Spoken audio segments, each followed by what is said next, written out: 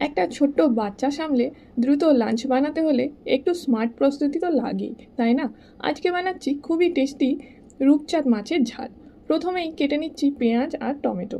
আমি অনেক সময় কিছু প্রস্তুতি আগে থেকেই করে রাখি। আদা রসুন বাটাটা অনেক দিন আগে করা ছিল, তাই একটু শুকনো হয়ে গেছে। তাই সামান্য জল মিশিয়ে আবার ভিজে করে নিলাম। তারপর এতে দিয়ে দিলাম গুঁড়ো মশলা।